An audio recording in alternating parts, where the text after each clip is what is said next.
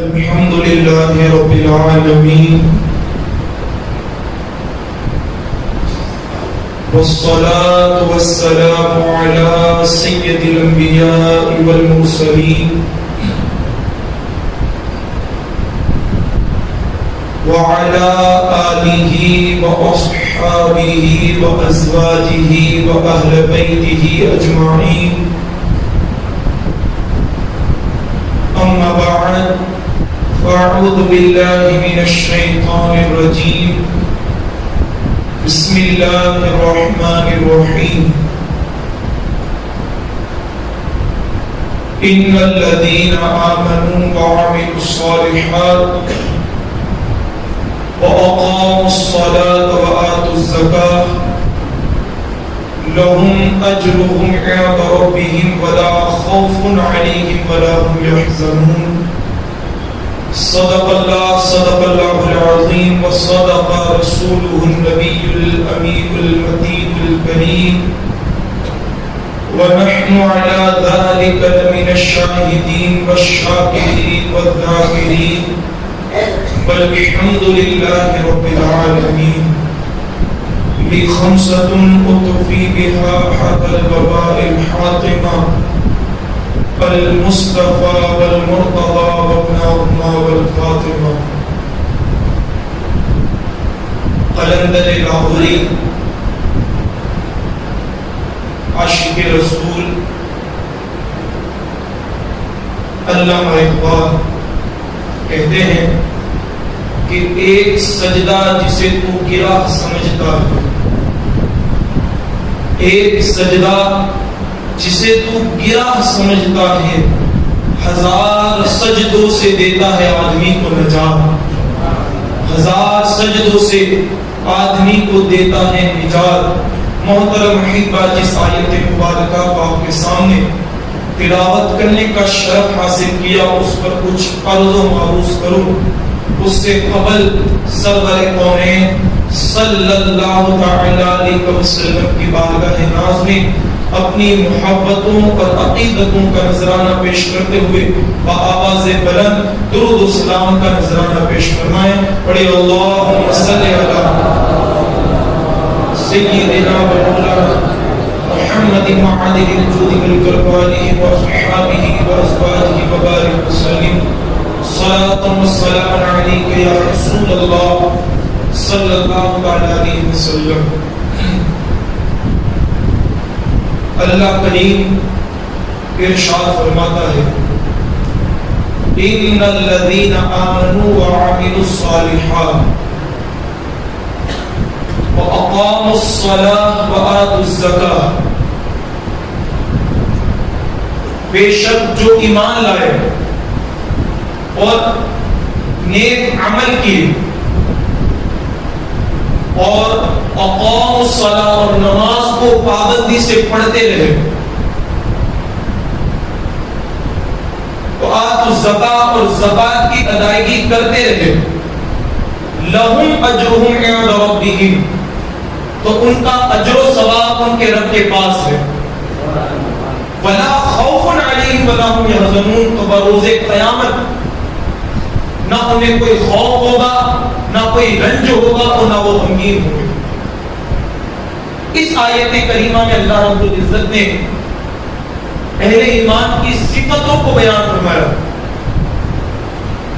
کہ وہ ایمان والے جو ایمان لائے اور اچھے کام کیے، یعنی نماز پڑھی، زکات ادا کی اور اس کے علاوہ دیگر اچھے کام کیے، تو ان چیزوں کا ثواب اللہ عز و جل کے پاس ہے، اور کیا ہے کہ بروز قیامت انہی اعمال صالحہ کے صدقے اللہ تمہارے گناہوں کو بخش کر جنت کا پروانہ عطا فرمائے۔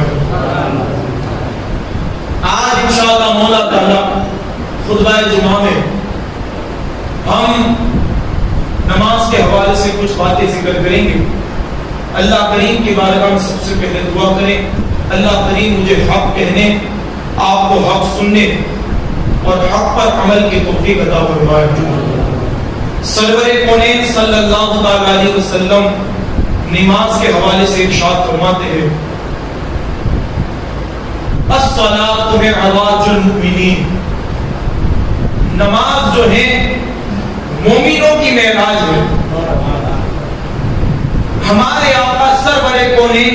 اللہ تعالی علیہ وسلم کی معراج یہ ہے کہ وہ شب معراج رب کے بلاوے سے لامکاں پہنچے اور رب عز و جل کی زیارت کی، رب کا دیدار کیا۔ اب مومنوں کے لیے معراج کیا ہے کہ وہ بھی رب کی تجلیوں کو دیکھے، رب کی عظمتوں کو دیکھے۔ تو میرے آقا فرماتے ہیں اے میرے امتیوں، میری معراج تو یہ ہے کہ میں نے لامکاں جا کر اپنے رب کو دیکھا۔ اگر تم بھی رب کی تجلیوں کو دیکھنا چاہتے ہو تو تم بھی نماز پڑھو، تمہیں نماز میں رب کی تجلیاں نظر آئیں گی۔ اسی لیے فرماتے آقا الصلاۃ معراج المؤمنین، نماز مومنوں کے لیے معراج ہے۔ میرے آقا فرماتے الصلاۃ عماد الدین، نماز دین کا ستون ہے، نماز دین کا ستون ہے۔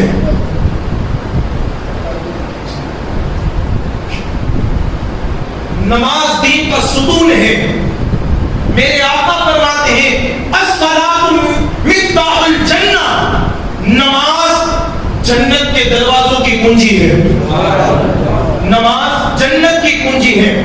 یاد رکھیں کہ جنت مقام ہے اور جنت کے بھی دروازے ہیں اور ہر دروازے پر تالا لگا رہتا ہے۔ اب اگر اس جنت کے دروازے کے تالے کو اگر ہم کھولنا چاہتے ہیں تو اس کے لیے چابی کون سی ہے؟ میرے آقا فرماتے ہیں الصلاۃ مفتاح الجنہ، جنت کے دروازوں کی اگر کوئی چابی ہے تو وہ نماز ہے۔ پھر سب سے بڑی فضیلت میرے آقا فرماتے ہیں نماز میری آنکھوں کی ٹھنڈک ہے۔ ہمارے آقا کی آنکھوں کی ٹھنڈک کیا ہے؟ نماز۔ کتنی بڑی نماز اللہ کی ہمارے لیے نعمت ہے، ذرا دیکھیں۔ سرور کونین صلی اللہ تعالی علیہ وسلم کے ارشاد فرماتے ہیں جب مومن بندہ نماز پڑھنے کے لیے مسجد کو جاتا ہے، جب وہ نماز کے لیے کھڑا ہوتا ہے تو اللہ فرشتوں کو اپنے قاصدوں کو حکم دیتا ہے اے میرے فرشتوں اس بندے سے گناہوں کو دور کر دو، اس سے گناہ کو نکال دو، گناہ کو دور کر دو۔ تو اللہ کے فرشتے اس نمازی بندے سے گناہوں کو دور کر دیتے ہیں۔ پھر وہ قیام کرتا ہے، رکوع کرتا ہے، سجدہ کرتا ہے، نماز کو مکمل کرتا ہے۔ جب وہ نماز کو مکمل کر لیتا ہے تو پھر فرشتے رب عز و جل کی بارگاہ میں عرض کرتے ہیں میرے مولا جب اس بندے نے نماز کو شروع کی تھی تو نے کہا تھا کہ اس کے گناہوں کو دور کر دو، اب یہ نماز پڑھ چکا ہے، اب اس کے گناہوں کا کیا کیا جائے؟ میرے رب کی رحمت کتنی عظیم ہے، سبحان اللہ، ماشاء اللہ۔ میرا اللہ فرماتا ہے میرے فرشتوں اگر اس نمازی بندے سے تم نے گناہوں کو دور کر دیا تو گناہوں کو جڑے ہی رہنے دو۔ تو پتا چلا جو بندہ نمازی ہوتا ہے اس سے گناہ دور ہوتے ہیں، اس کے گناہ معاف کر دیے جاتے ہیں۔ یہ رب کی رحمت ہے، یہ رب کی رحمت ہے۔ لیکن آج ہم دیکھیں قوم مسلم نماز سے کتنی دور ہے۔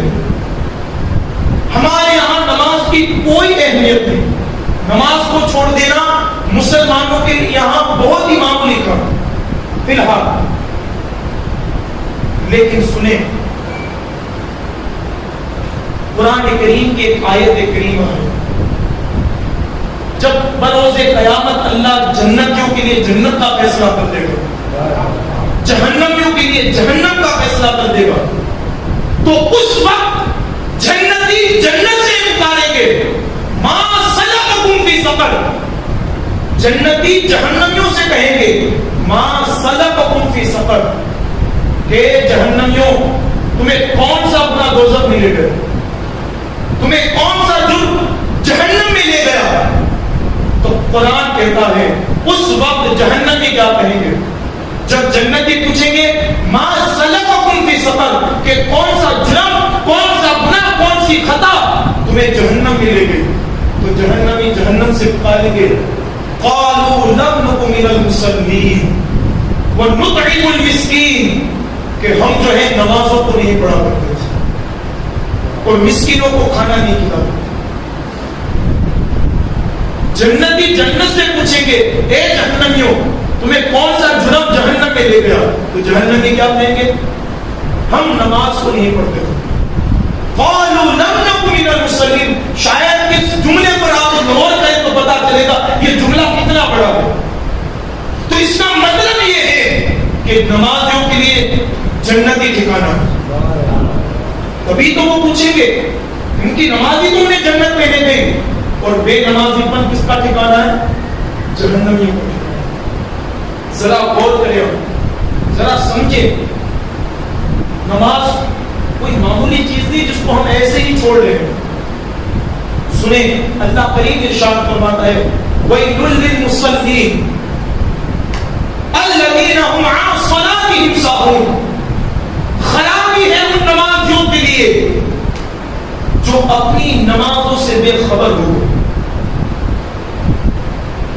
اس آیت کریمہ میں ایک جملہ ہے وَيْلٌ لِّلْمُصَلِّينَ. جب ہم مفسران نظام کی تفسیروں کو پڑھتے ہیں اور جب اس ویل کے جملے پر جاتے ہیں تو اللہ کی پناہ مسلمانوں کیا ہو گیا ہمیں. یہ ویل کی تفسیر مفسران اکرام یوں فرماتے ہیں کہ یہاں ویل سے مراد اللہ رب العزت کا سب سے شدید عذاب. اور ایک کسی مفسرین نے اس کی تفسیر یوں فرمائی ہے کہ ویل سے مراد جہنم کی وہ وادی ہے, جہنم کی وہ وادی ہے کہ جو اتنی بھیانک ہے کہ اگر دنیا کے پہاڑ, کیا دنیا کے, زور سے بولے دنیا کے پہاڑ اگر اس ویل نامی جہنم کی وادی کے اندر ڈالے جائیں تو پہاڑ میں اس وادی کی آگ کو, اس وادی کی آگ کو اتنی شدت نما ہوگی کہ وہ وادی کی آگ ان پہاڑوں کو بھی پگھلا دے. پہاڑ بھی اس وادی کی آگ کو برداشت نہ کر سکیں گے. پھر مفسران کرام فرماتے ہیں اس وادی کے اندر اس بندہ خدا کو ڈالا جائے گا جو نماز کو ہلکا سمجھتا, نماز کو ہلکا سمجھتا ہے. آج ہم دیکھیں ہم نے نماز کو کتنے ہلکے میں لیا, کتنا ہلکے میں لیا. آپ دیکھ لیں کہ دنیا کا ہر کام کرنے کے لیے ہمارے پاس وقت ہے لیکن نماز کے لیے ہمارے پاس کوئی وقت نہیں. ایک دنیا کا ایگزام اور دنیا کی ایک مثال میں دے رہا ہوں. کوئی بندہ تاجر ہے, تجارت کرتا ہے. ہم نے جو نماز کو ہلکا سمجھا ہے اس کی مثال سنیں, اس کے بعد میں اس روایت کو ختم کروں گا. کتنی نماز کو ہم نے ہلکے میں لیا. ایک بندہ تجارت کرنے والا ہے, تاجر ہے. وہ تجارت کے اندر مسلمانوں سے بھی تجارت کر رہا ہے, غیروں سے بھی تجارت کر رہا ہے, بد مذہبوں سے بھی تجارت کر رہا ہے, کافروں سے بھی تجارت کر رہا ہے. مثال کے طور پر ایک بندہ اپنے گھر میں بیٹھ کر جو تاجر ہے دولت کا سودا کر رہا ہے, سامنے والے غیر مذہب جس کے پاس کوئی دین ہی نہیں, جو مسلمان نہیں, اس کے پاس سودا کر رہا ہے کہ بھائی میرا اتنا منافع ہوا, تیرا اتنا منافع ہوا, یہ ہوا وہ ہوا. اسی درمیان اگر مسجد کی اذانوں سے صدا نکلے حی علی الصلاۃ حی علی الفلاح, تو وہ مسلمان جو ایک بددین کے سامنے دنیا کے سودے کے لیے بیٹھا ہے, ہم نے دیکھا ہے کہ وہ اٹھ کر نہیں جاتا مسجد کی طرف. کیوں کہ اگر اس وقت میں اس سے سودا نہ کیا تو میری دولت کے اندر گھاٹا ہوگا, میری تجارت کے اندر نقصان ہوگا. اور اس کے سامنے ایک غلط فن محسوس نہ ہو. کچھ لوگ کہتے ہیں نا کہ جب تجارت کرتے گئے تو بیچ درمیان اگر نماز پڑھ لی تو میرے سامنے والا جو تاجر ہوگا وہ مجھ سے کاروبار نہیں کرے گا, مجھے یہ دیکھ کر بڑا مولوی بنتا ہے, بڑا یہ بنتا ہے, بڑا.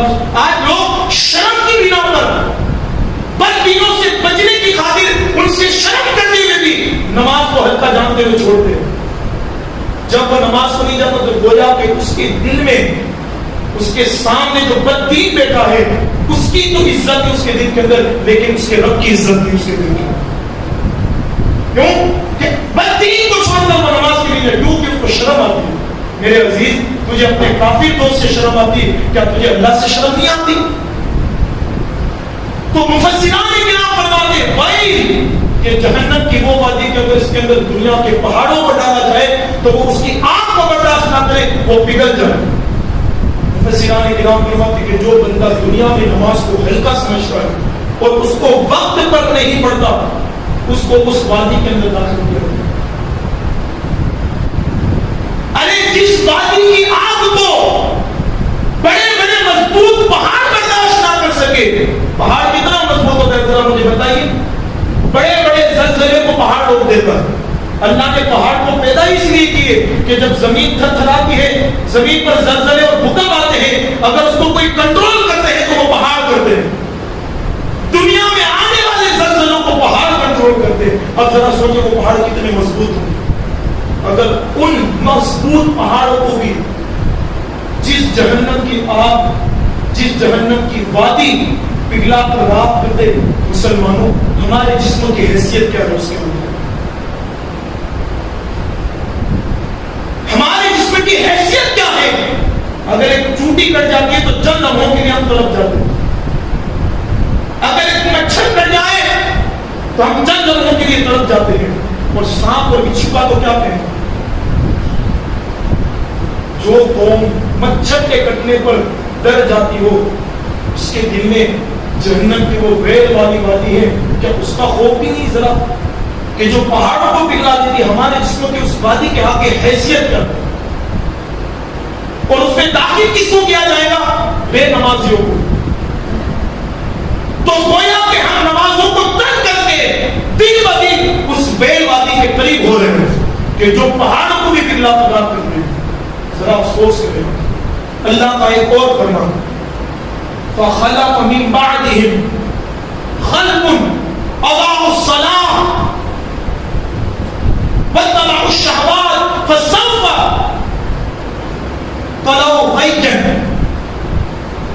اللہ فرماتا ہے کہ تمہارے بعد تمہاری جگہ وہ ناخلف آئیں گے کہ جو نمازوں کو چھوڑیں گے اور نفسانی خواہشات کے پیچھے بھاگیں گے، تو ان قریب ان کا رب انہیں غی کے جنگل کے اندر داخل فرمائے۔ جب مفسران کرام نے اس جملہ جو غی اس آیت میں ذکر کیا ہے، اس کے حوالے سے ذکر فرماتے ہیں کہ غی جہنم کی وہ وادی ہے، جہنم کا وہ جنگل ہے کہ جو جہنم کے سب سے نیچے طبقے میں، خان زور سے بولے، سب سے نیچے طبقے میں ہے۔ اور اس وادی کی آگ کتنی خطرناک میں آپ کو بتاؤں کہ جب جہنم کی آگ کی سرد پڑنے لگتی ہے، ٹھنڈی پڑنے لگتی ہے، تو یہ آگ اس کو اور بڑھاتی ہے، یہ غی کی بات اس کو اور بڑھاتی ہے۔ اب یہ ٹھکانہ کس کا ہوگا؟ یہ ٹھکانہ ہوتا بے نمازی۔ ہم کہاں جا رہے ہیں؟ ہمیں ذرا برابر بھی ایک نماز کے قضا ہونے پر افسوس نہیں۔ کچھ لوگ ذرا دیکھیں، بہت ساری یوں سمجھ لیجیے کہ نماز کو چھوڑنے کے نقصانات ہیں، بے شمار نقصان۔ نماز کو چھوڑنا گویا کہ نقصان، اس کے دنیا کے اندر بھی نقصان، قبر میں بھی نقصان، قبر سے اٹھائے جاتے وقت بھی نقصان، اور قیامت کے دن بھی نقصان، بے شمار نقصانات ہیں۔ دنیا کے نقصانات کیا ذرا میں سوچے ہوں، اور اگر ان دنیا کے نقصانات سے آپ واپس آنا چاہتے ہیں اور بچنا چاہتے ہیں تو ایک ہی رزق ہے، نماز پڑھ لو مسلمان، اللہ تمہیں ہر مصیبت سے دور فرما دے۔ کیونکہ جہاں نماز ہوتی ہے وہاں مصیبت نہیں ہوتی، اور جہاں نمازیں نہیں ہوتی وہاں مصیبت ہی مصیبت ہوتی ہے۔ ذرا دیکھیں دنیا کے اندر نماز نہ پڑھنے کے عذابات کیا ہیں۔ جو قوم بے نمازی ہوتی ہے، جو قوم بے نمازی ہوتی ہے، اس کو اس کے رزق سے، اس کی دولت سے برکتوں کو اٹھا لیا جاتا ہے۔ آج آپ دیکھ لیں، پوری دنیا کو دیکھ لیں، لوگ کہہ رہے ہیں کہ فلاں گورنمنٹ آئی، فلاں سرکار آئی تو بھائی ایسے جینا ہے۔